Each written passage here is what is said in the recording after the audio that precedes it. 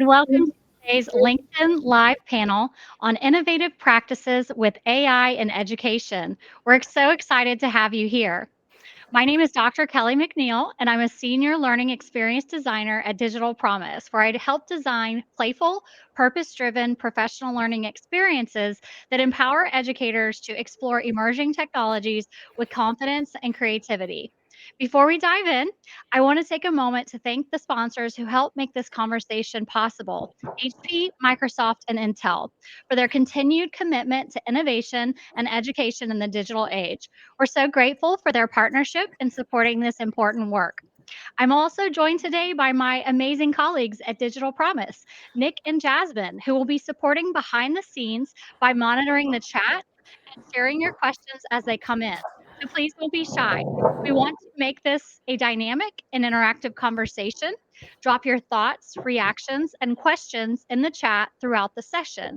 Your voice is a key part of this dialogue. We've gathered three incredible educator experts today who are doing meaningful, hands on work with AI in the classroom, in teacher support, and in strategy and innovation. They'll be sharing real world practices, future focused insights, and thoughtful perspectives on how we can use AI in education in ways that are responsible, creative, and deeply human. Let's get started and meet our panelists.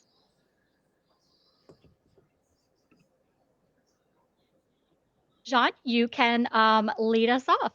Yes, okay. I'm Jean Arnaud, and I am an AI thought leader, a philosopher also, and a serial entrepreneur. I'm the co-founder of OpenMind, a modular, future-oriented online school, Nova, an AI scientist agent that aims to accelerate the research process, and Ethos, a global hub for responsible AI innovator. I am deeply passionate about reimagining education. So, with over 15 years of teaching experience, mainly in IB program across France, the UK, and the US, I've been recognized multiple times for pioneering practices, and particularly in immersive technologies and AI. I also work as a consultant, helping institutions undergo AI transformation from strategic planning to staff training, especially in the education sector. Yeah, so that's it. Awesome. Thanks. Bill, you're up next. Hi, I'm Bill Johnson. I am an instructional coach in my district. We call it the 5Cs coach. It's based off kind of the soft skills that we hope students will gain. I've been a physics teacher and science in general for about 12 years now. And I have really kind of tried my best over these last few years to kind of embrace this technology as it's kind of come along. And so I was through some partnerships I've had and some experiences. I've been able to present at multiple AI conferences. This year, I presented with my wife on humanizing AI and finding ways to kind of, bring that human element in. And so I'm also really big on using AI as a third collaborator and really just finding ways that I can use it in my life to make my job easier and more fun. So. And last but not least, Andrea. I'm Andrea Stanczyk. I am a high school math teacher in Ypsilanti, Michigan. I currently teach 11th and 12th graders, but I've taught all grades. And this year I'm teaching Algebra 2, Personal Finance, and Statistical Coding Mathematics. I've been trying to pioneer at our school, really integrating the use of AI as educators to make our work job easier, but also teaching the students how they can use it ethically and efficiently without just copying and pasting. Love it. Well, thank you so much to the three of you for being here tonight, wherever you happen to be located across the globe. And I want to get started with a question for all three of you. I really want to hear about your current work and what you're doing. So, how would you say AI is showing up for you in your day to day work? And what's one way you're using it that's made a big difference? So, should I start? Go for it.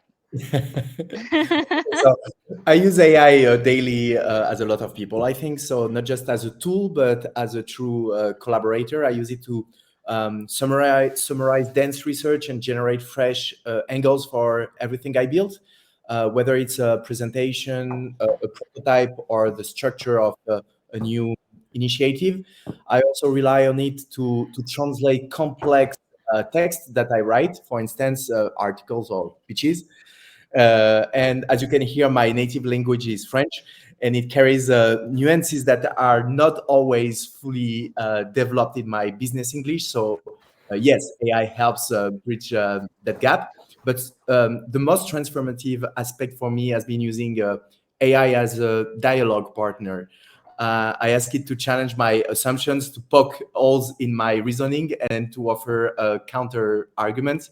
So it's like having an always on sparring partner, the one that doesn't tire or flatter.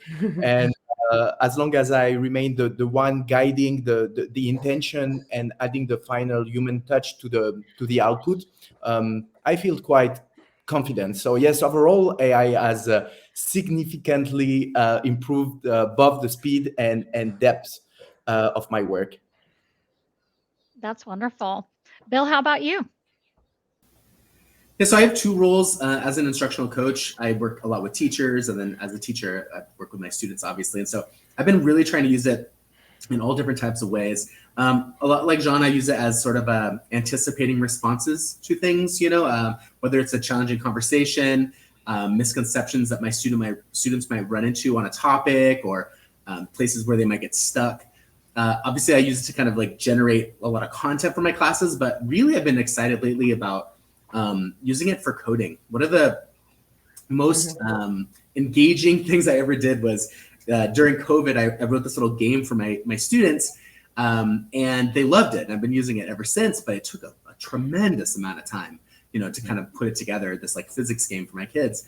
And so being able to use AI to kind of cut that coding process down, tremendously, exponentially, has made it so I can kind of pump out a few more of these games. But also, just like I was using it a couple days ago for like literally just manipulating text that I was kind of stuck with, and it was going to be a project that was going to take like half an hour of my time, just like going through each cell, like fixing it. And I had AI write some code in like 30 seconds, and 2 minutes later I was done. So that was really nice. With my students, one thing I've been really, really excited about this year is built into our learning management system is a chatbot feature where you can kind of like describe, the lights in this room, they're motion activated, sorry.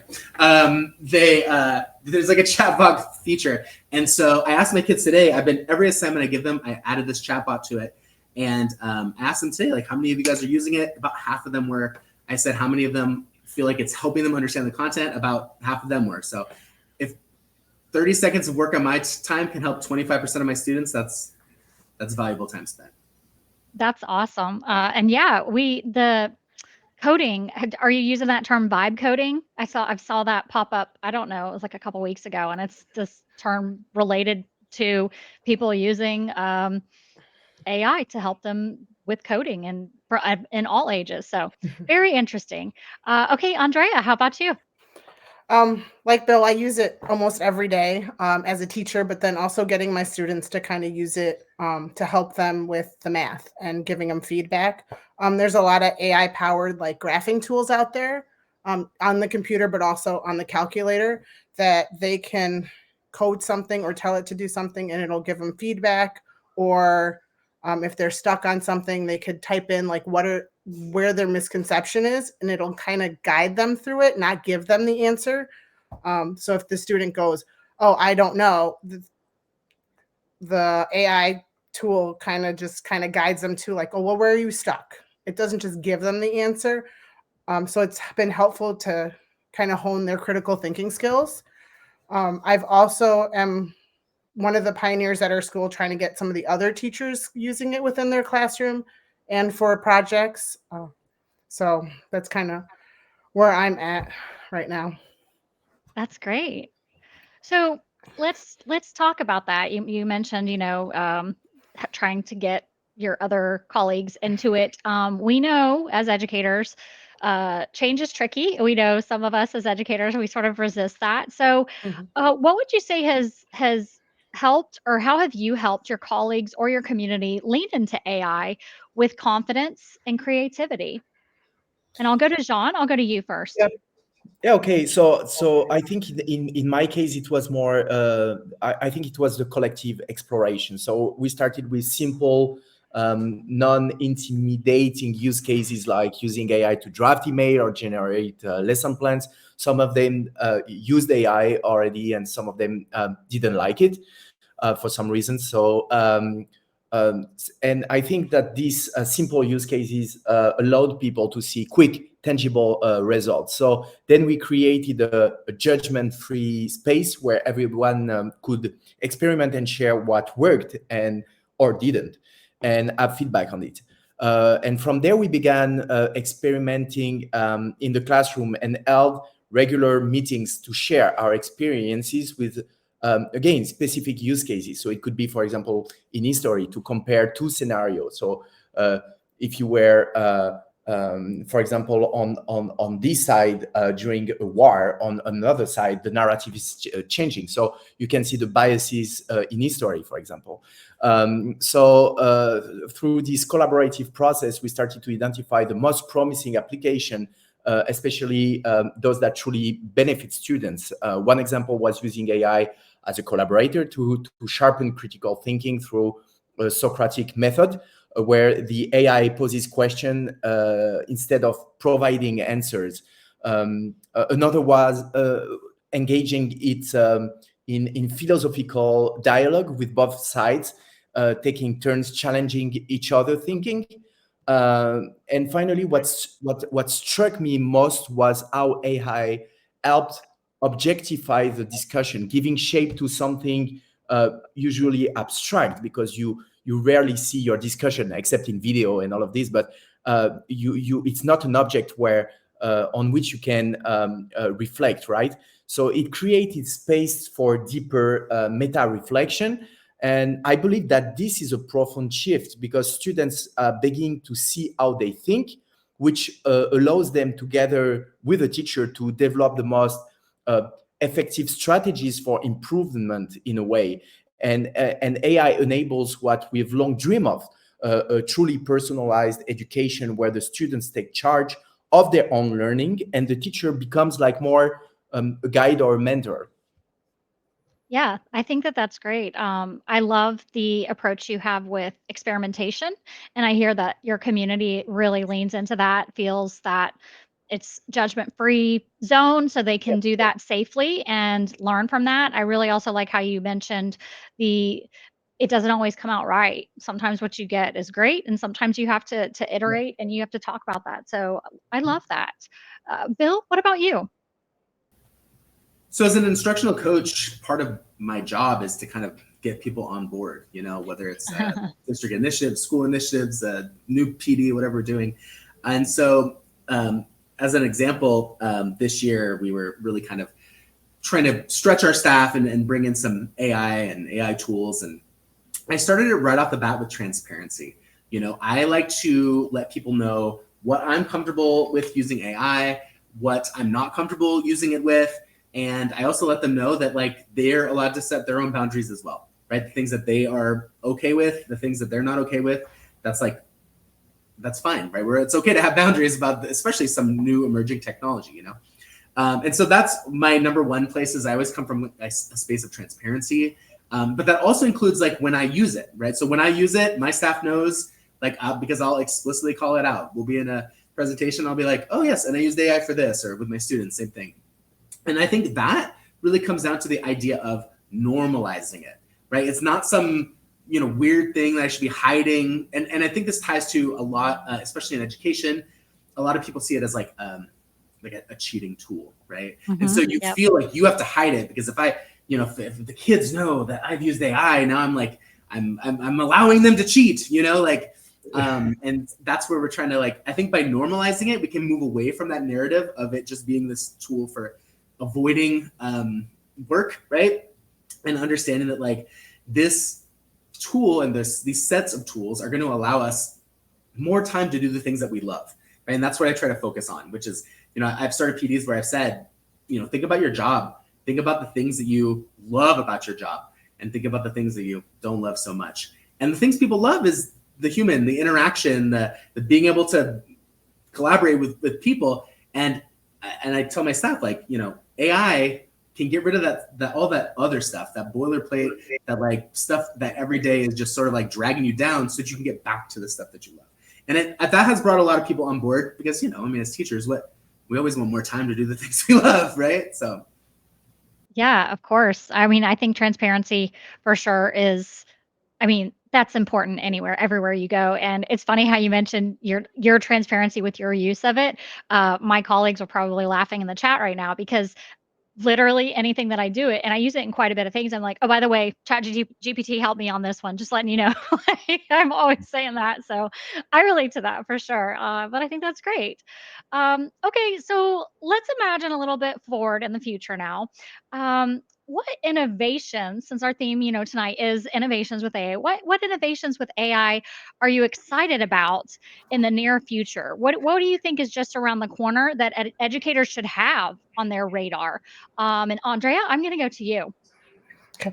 I'm super excited about the adaptability of the AI and being able to like be super individual learning based, and helping fill the gaps for each individual student, and it being less work on the teacher end, where all you have to do is like click a little button and you don't have to spend all this time pre-planning. It does it for you. It adjusts for the kid wherever they are at. And especially with math, that's something that kids have trouble with or understanding it. And I'm hoping that there in the future AI tools will be a little more intuitive with the math to give them more visuals. And it looks like that's where we're trending. They're getting a little better every little iteration. It gets a little better. The tools are a little easier to use, and gives them a little bit better with the answers with math. So that's my hope. I think that that's great. Yeah, I love that. That customization, personalization, which Mhm. is something that I think we're going to see some really, really interesting things with that. Jean, I'm going to go to you next.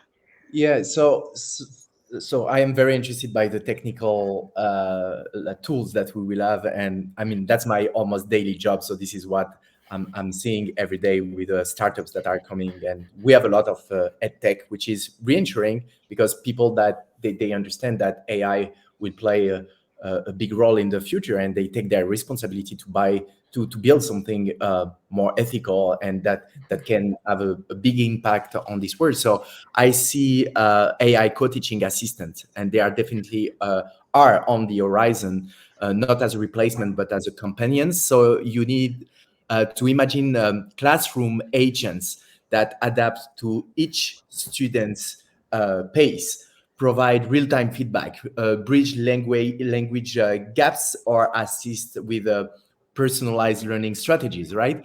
So what is also very exciting is the rise of AI-powered simulation for complex subjects like ethics, history, or environmental science that allows students to experience the learning rather than just absorb it passively. So it's really going in what I tried to build in my school, which was really active pedagogy and hands-on project.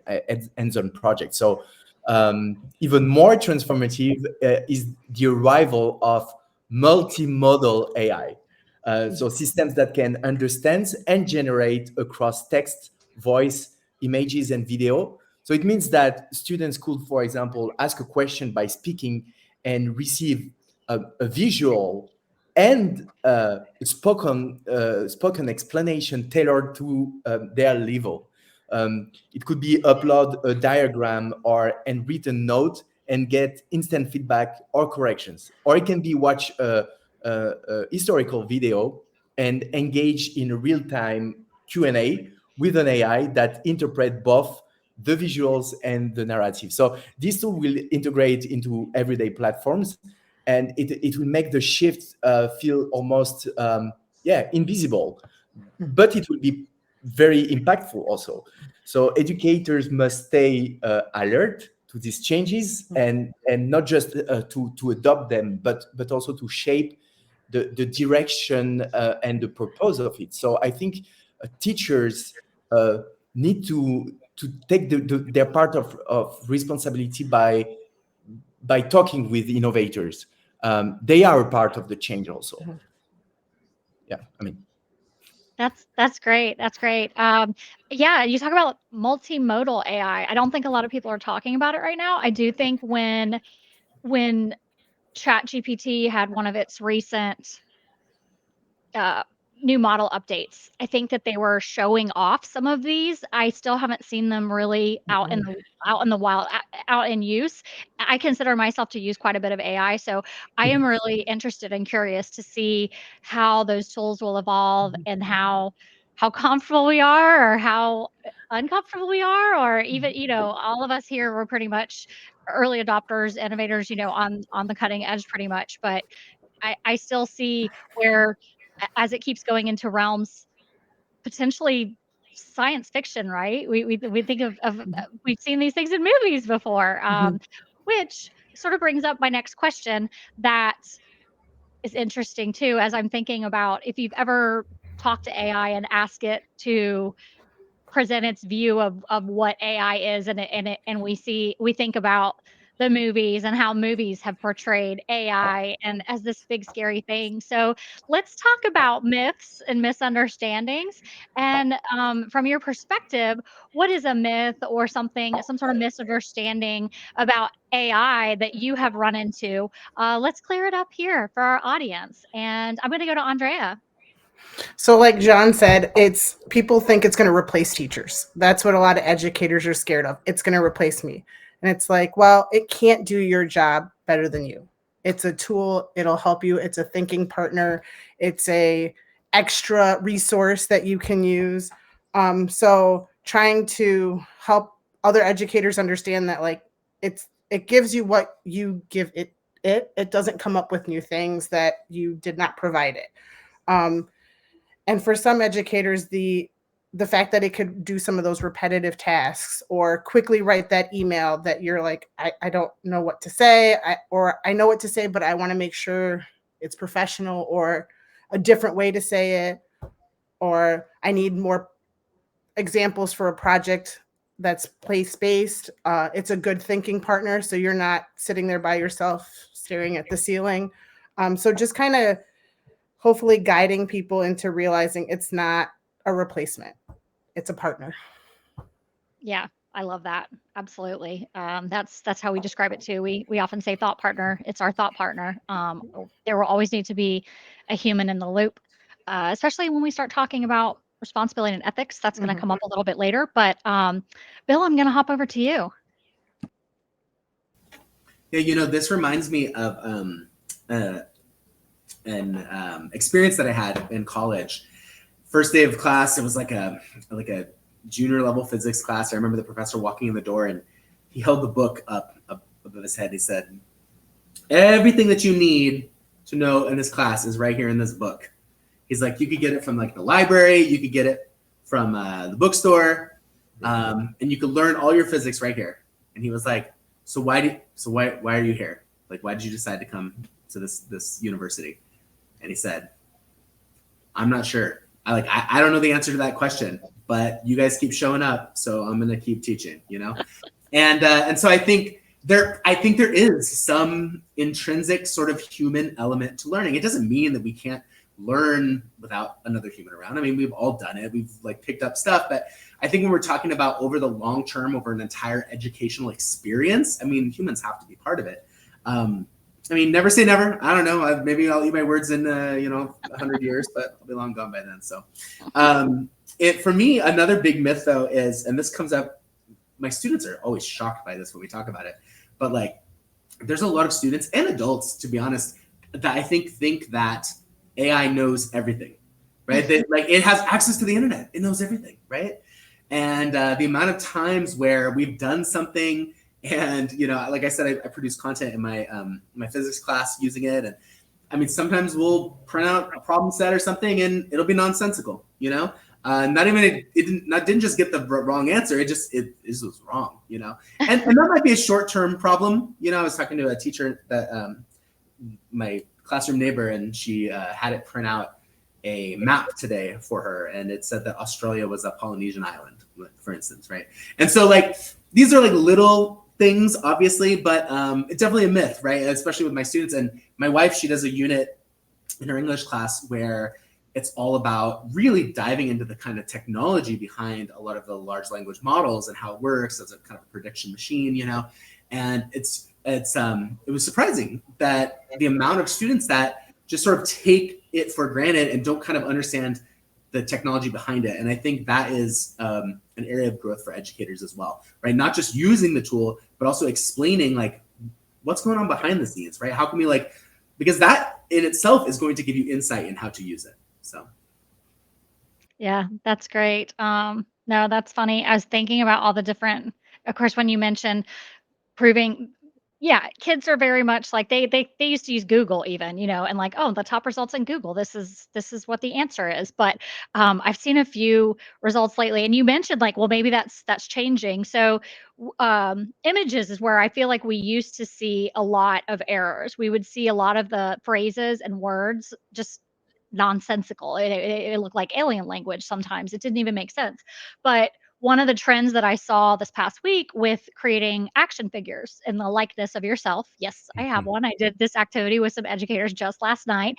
And the word that one of the things that stuck out to me with this activity was that the words are actually spelled very correctly. I only saw one spelling error where it duplicated an E, but across 6 different examples and across my own example, everything was spelled correctly. And so I thought, oh, okay, we're getting better. But then today I was on LinkedIn and one of the fellows that I follow in education and games, he posted a prompt where he was having a discussion trying to trick, I believe it was ChatGPT, trying to trick ChatGPT with telling time by saying, I want you to tell me what time it is if the hour hand is 5 past the 6 mark and the minute hand is 10 before 3, something like that. That was like, he said it in words. And so um, the AI went through the logical steps, came up with the correct time, and then he prompted that. And AI sometimes itself offers itself up to make mistakes, which I think is funny if you play with it a lot. It's like, oh, do you want me to do this next? Do you want me to do this next? So it said, do you want me to create a custom image for this? And he said, yes, I would like to see that. And it was wrong. It was just wrong. The clock that it showed. Later, he showed us an ad for like the historical ads for watches, and that they're all always set to this specific time. And I don't remember the reasoning, but that was the time that was on this watch. So I thought it was a really interesting example that kind of points that out. And I'm putting that one in my book because I like collecting those. But all right, so all the excitement. We're all excited about what AI can do, very innovative, but we all know there's serious responsibilities that come with that. So I want to ask a couple of questions in that vein. First up, what should educators be thinking about when it comes to fairness, privacy, and access? Kind of 3 big, weighty topics there. And Bill, I'm going to start off asking you that. Access is a big one for me. I work in a Title I school in Anaheim, and when I think about access to these tools, this is something where I feel like we really have to make sure that the access doesn't go only to the privileged, the privileged students. Those who come from affluent schools, those whose parents already traditionally have a lot of resources that they put on their students and their kids, and so that is a big one for me. I've been very excited because our district has worked with a learning management system that has that embedded AI already, which is pretty cool. And so for me, if I could say anything to any school district out there, I mean, that is, I think, a place that we should be investing money, right? Is making sure that the kids in all of our schools have access to the very tools that are out there. In terms of the and I think access comes with fairness too, right? When we talk about what it's going to look like when we look at student writing in the future, what it looks like when we look at content that's produced by them, or even the ways that they study and things like that. I mean, access and fairness are connected, right? They're bosom buddies. In terms of privacy, also a really big issue. We got to make sure, and this is something I work with when I talk to teachers that are just embracing the technology on my campus. it's really easy to just be like, oh, I need to figure out this problem. I'm just going to copy and paste this document that has like all my student records, like right into this prompt here and hit enter. And, letting them understand. And this goes for both teachers and students, that what you put into your LLM, what you put into that prompt, you don't necessarily have control over where that goes, and there are, obviously there are different companies in charge of different services now that offer, better privacy options or better controls. And so I think that's something that might help a lot of AI firms, AI technology companies kind of stand out, is if they can offer those kind of guarantees about privacy as they kind of move forward. Yeah, no, I totally agree with that. All very important points. Jean, what do you think? So we can't treat AI as neutral. So educators must ask who trained this model. So who does it serve? Who might be excluded? Bias in outputs, data privacy concerns, and unequal access, as Bill said, to technology are real and pressing issues, I think. So it's not just about using AI ethically. It's about teaching students to question it. So that's why we urgently need new teaching modules on ethics in innovation and the responsible use of technology. That would be maybe more on the methodology side.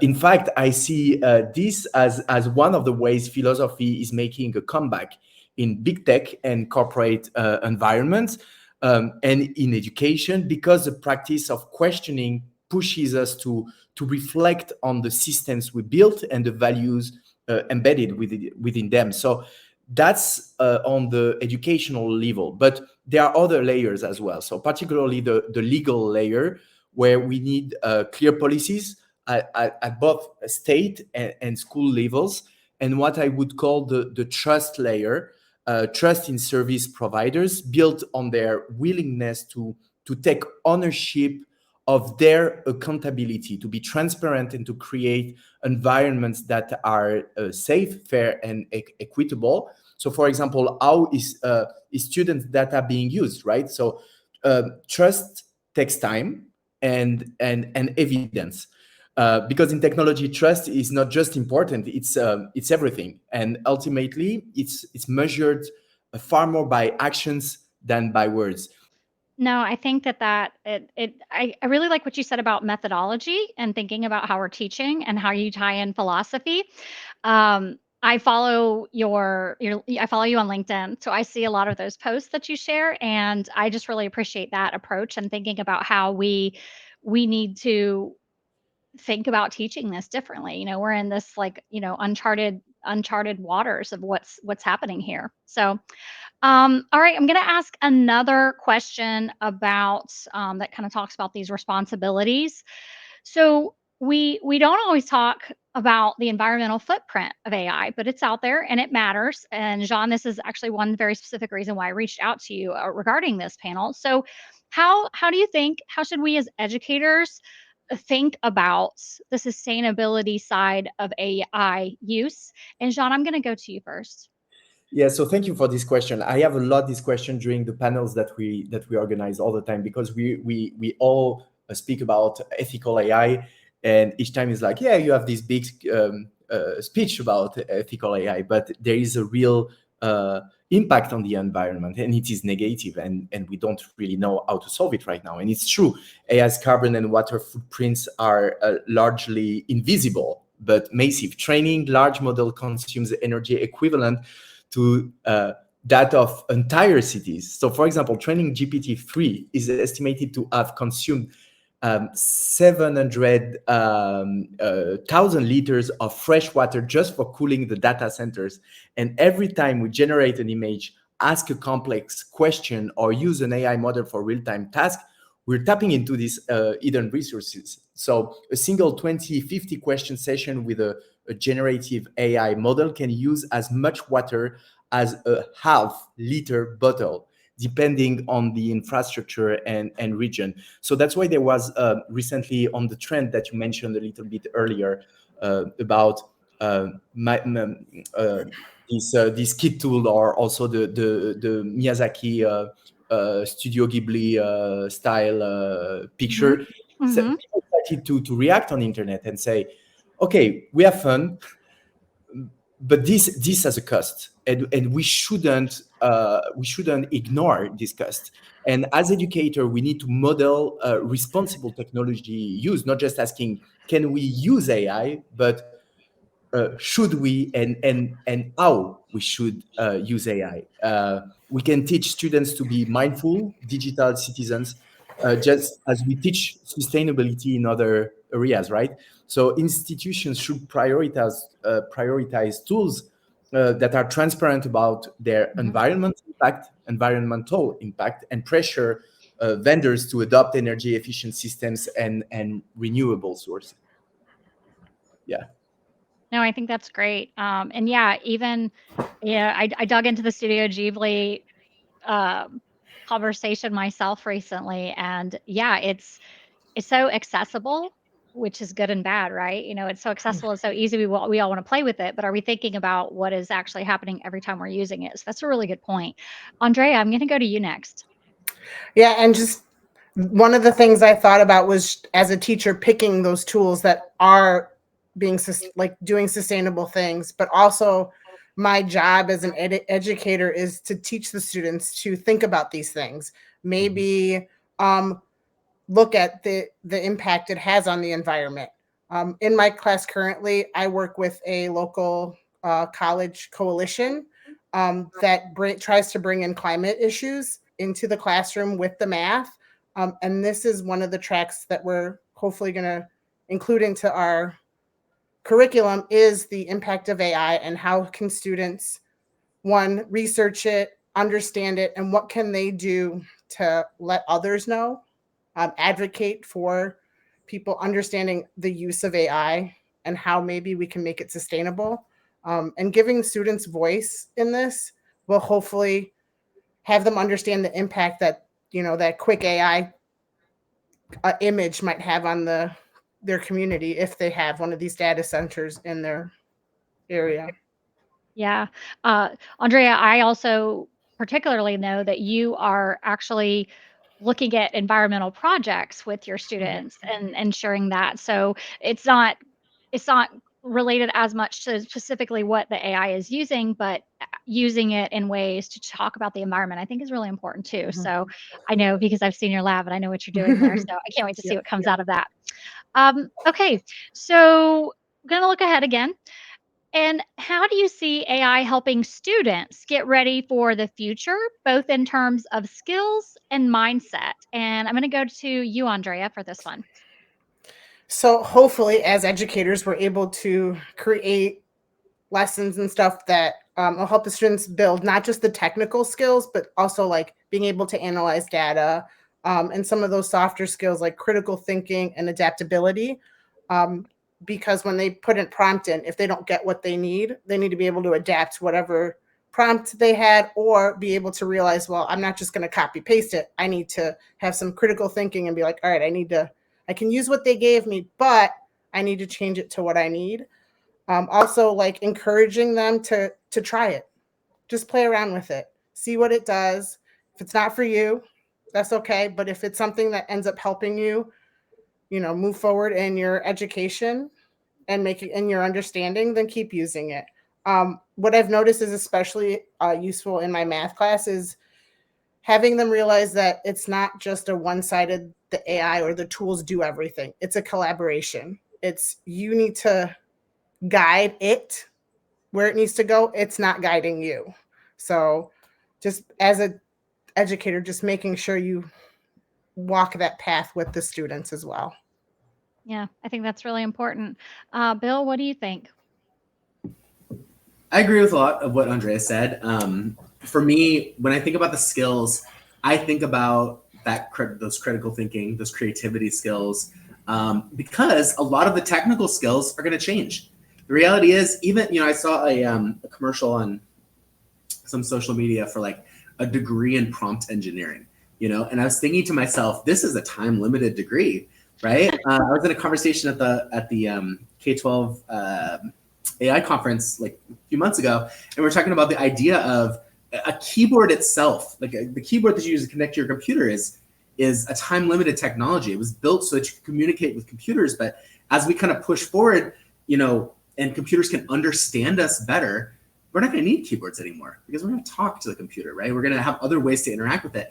And so I think for me, the skills are not as important as the mindset, right? Being able to understand and looking at, what can this do for me now, right? As the technology changes, what can it do for me then? And being adaptable, right? Not necessarily holding on to the old ways of doing things, being open to change and trying to figure out like, what is the best way to use this tool where I'm at right now? And I think Andrea really hit it on the head. It's really about being a critical thinker. So when you see that output, you can kind of, really assess what's going on with it and being creative so that you can think about how you can use that new technology creatively. No, I agree. Well, we're gonna start getting close to wrapping up. I've got one more question left that I want to ask our entire panel, and then we have a couple of questions that we're going to go to from attendees in the audience. So our final question that I want to hear from all of you, for those who are watching who are still on the fence, not really sure, don't know what to do. What's your best advice for getting started with AI in a safe and meaningful way? And I'll start with you, John. So I say all the time, if you want to adopt it, to understand it, you need to try it. It's so I would say start small, but start now, and choose one area where AI can support your work. Can be lesson planning, giving feedback, generating content, and use always AI as a thinking partner, not a magic solution. So I would use it, for example, to like with the Socratic method all the time, to challenge yourself with questions, to force you to think deeper about what you think is certain for you. So with this challenge, you will start to think, oh yeah, it's a good tool to stimulate my critical thinking, as we all say during this panel. So that's very important. You need to set clear norms from the beginning. Always verify output, watch for bias, be transparent with students about how and why you're using AI, like you're doing. And finally, you just explain. So the best way to lead the AI transformation is to learn within your community, sharing discoveries, discussing challenges, exploring together. And I saw in many schools where we try to implement new AI strategy, so the consultant can step into the process to guide it through hands-on project. But ultimately, it's up to the teachers as a community. They need to take ownership of both the process and the learning journey. So that's how the digital transformation with AI works best. AI doesn't need to be perfect to be powerful. It just needs to be used with purpose and intention. And this is, I agree with what has been said just before. This is a mindset. Mm-hmm. Yeah, I think that's great. Bill. Yeah, for me, it's it's about the transparency of use, right? I agree with John. It's very much about just trying it out, right? If you haven't done that, like jump into an LM and just start typing away and see kind of what comes out of it, And there's really reaching out to colleagues. I think if you have colleagues that are really using a lot of AI, reach out to them, right, and ask them how they use it. I'm really thinking about the idea of when I speak with some of my colleagues, there's fear, right? I think Andrea hit it earlier on the head when she talked about fear that it was going to like take over your job, it was going to go away. And I was thinking about a story a couple of days ago about the internet, right? Like when the internet first came out, and there was a bunch of these huge digital marketplaces that are big today, huge mega corporations now, right? That sell a lot of goods online. People were concerned that ma and pa stores were going to go out of business, right? And many of them did. That did happen, right? But here we are today. If I love drawing squids, right? I can go online and I can draw squids all day long and make stickers and shirts and all kinds of stuff. And I can have a living like just drawing squids and selling those merch. And that came from that technology that built those other things. And so I bring this up to say that the human spirit is resilient, right? As we're creative. And so as the tools change, some of the things that we do in our lives are going to change as well. But we as creative beings are going to find ways to use that technology. And so just jumping in, starting right away and finding the way that you can best use it, the way you can use it to be creative and take away some of those mundane tasks. I think you just got to jump in and start and see what's there. Yeah, that's great. Great advice. Andrea. Like everything they just said is all on my list, but also like, don't be scared. Just be okay with making mistakes. If you use it and it doesn't work, it's okay. Reaching out to colleagues, even the students, you can look and see what they're doing and what they're using and ask them. They have no problem letting you know how they use it. And just tell them like, it's not a got you. Like, I'm just curious. I want to know what you're doing and what you're using so that it might help me, but we could maybe use it in a lesson. And for educators specifically, there's so many webinars and other types of trainings that you could go to and do. In my district, we are next week doing a community AI trainings and stuff. So have parents and community members come in for 10-minute sessions to kind of see what we're using and give them some tools that they could use at home. So look in your community, see what's going on, reach out to others in your content area too. There might be some people who are willing to guide you a little bit. No, that's great. And I love how you mentioned asking your students. I hope that all teachers are doing this and not even just with AI, any sort of emerging technology or something innovative. Ask your students because they do know. And like you said, it's not a gotcha. It's, I want to know, we could do it I'm in nosy. our classroom. Yeah, I'm nosy. I want to know what you're doing. Yeah, for sure. No, I think that's great. Awesome. Well, now we are at our audience question section. So I'm going to just ask a couple of questions that we have that came in, and any of you feel free to just hop in and answer if it speaks to you. So our first one is, as AI continues to advance, what skills do educators need to prioritize? I think there are many. For me, it's critical thinking because it is a great tool to do it. And during years, let's not lie to ourselves. Also, during years, people were just sitting on a bench in the school, and they were not they were just passive, listening passively. Don't tell me that during this time there was a lot of critical thinking. Now we have a great tool to stimulate the critical thinking, but also the analysis skills. It has been said by Andrea a little bit earlier, but the creativity. We didn't really talk about creativity, but this tool for creativity, ideation, produce a digital painting, redo it, pass it through the tool, and after continuing the painting yourself, the collaboration, you can see it visually. So that's beautiful. I think as Bill said a little bit earlier, I think we really come to the age of multi-expertise, and this is what I call the digital renaissance, because we will look like during the Renaissance all these painters who were poets at the same time, philosophers, scientists, Leonardo da Vinci. So we are coming really to that, and if we manipulate well the tool, our kids will be amazingly smart,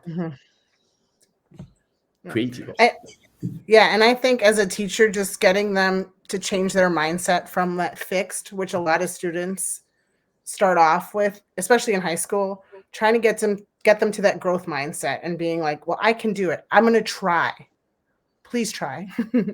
And just getting them that confidence. And sometimes it's just you starting real small at the beginning. Then by the end of the year, they're using all these tools and finding things and doing it on their own. So that's my advice. Yeah, I agree with both Jean and Andrea. I think there's a danger that like right now, it's kind of like Jean said, it's not like cheating is new. It's not like avoiding work is new. And I think there's a possibility that if teachers don't kind of embrace that creativity and that adaptability as things are going forward, there's going to be a big divide between the teachers that are utilizing this sort of, to use Jean's word, like this digital renaissance, right, to kind of enhance the learning of their students, and those who are fearful and kind of blocking off the attempts to it. And so for me, it really does come down to just that embracing the change, embracing the technology, and seeing what can come out of it. Yeah. I think you guys hit it all on the nail on the head. Talked about critical thinking, talked about creativity, adaptability, and an open mindset, as good skills that we should be thinking about. And I like how none of you said a huge technical expertise, right? None of you said anything about like you should know this and you should know that. So I think that's really good. So it's really more about open mind. Okay, we just got another one that came in. So and I'm trying to read through it. So I read these ahead of time to kind of figure out what they're saying. This is the fun part of online live audience chat. Come on in. Okay, so I'm gonna read it out loud. In what ways would you suggest teaching credential programs or professional learning can be redesigned to support the relevant work of transforming teaching and learning? Yeah. Ooh, that's a big one. Yeah.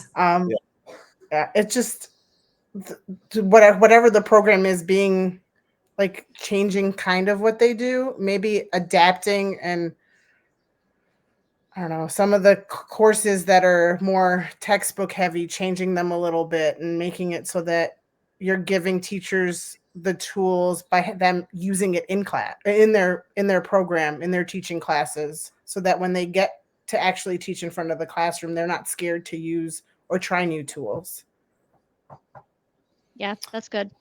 Yeah. I mean, I think that's a great question. I think right now the AI is just emphasize everything we try to not see during years and years and years. So, for example, the absurdity. I'm sorry, I will be a little bit provocative here, but the absurdity of our degrees.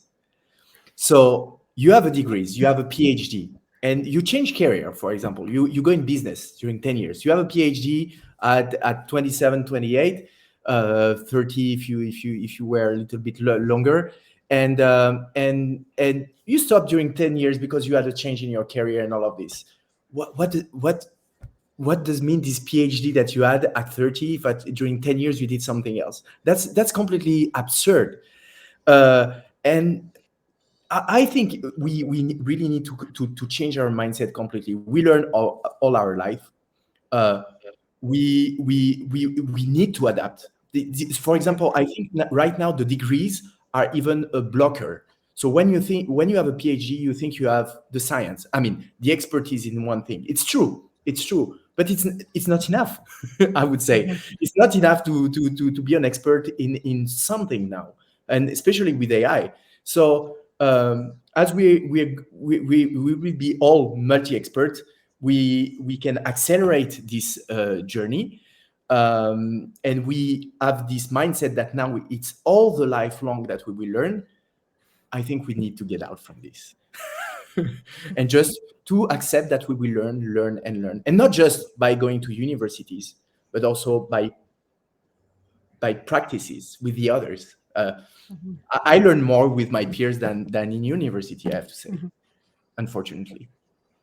I mean, yeah, you say unfortunately or fortunately. I mean, that is, Unfortunately, it's the value of community, and that everything you just said is like the topic for another, like an entirely whole other webinar. To your point, Andrea, like you were saying that's it's a heavy one and a big one, and especially when you use the word redesign too. Sometimes you don't maybe start with what you have, like you said, for sure. And assessing where your teachers are. So I design professional learning as well, and I just always like to share with other people who are like, oh, how do I do this? Ask, ask, ask. You need to like know where your teachers are, what they want, what they are interested, what their level is before you go about doing any sort of like redesign, because there is no magic. Just like we say, there's no silver bullet, for students in the classroom. It's the same thing. If you're doing professional development and professional learning, you just have different students. They're adult educators, and it's gonna look different in each place. So you need to listen to the people that you're talking to and find your experts, find your ones who are already excited about it, and like lean into them. Okay, well, we have 5 minutes left, and so I have one last question, and then we will wrap up. How can AI help prepare students for future careers, especially in a world where AI will likely be an integral part of most industries? So at my district, we have a lot of CTE programs, and we're kind of expanding every year. One of our programs is welding, and they got in a machine, and I don't know how it uses it, but they can practice welding without using like the actual welding tools and all that. And that kind of prepares them for their future actually using the actual tool. But there's other things too, like in our culinary, there's things they use to kind of help students understand what'll happen in the field. I mean, again, and as things are changing, some of these tools that they're using now in school might eventually be used in the industry and make it easier. So kind of exposing them now is good. Yeah, I think you're right. It's about expose people to our students to how much technology we can. So the VR, AR, robotics, and also I think, for example, in literature. So I know that in US it's different with France. For example, you are very focused on science.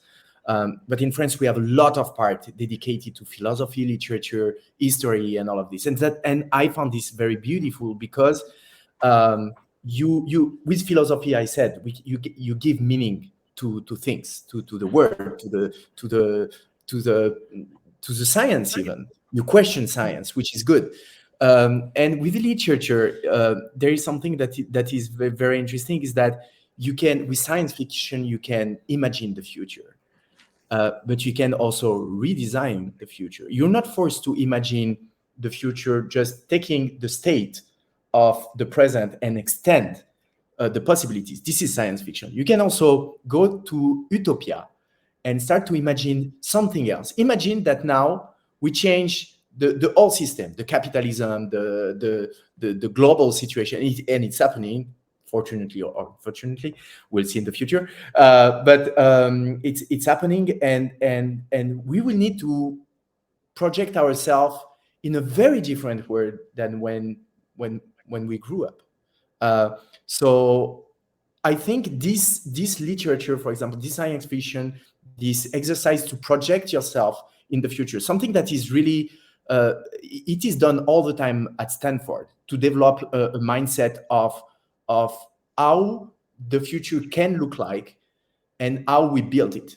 And this mindset is something that I think we should be inspired everywhere. That's the best thing that you can find at Stanford, for example.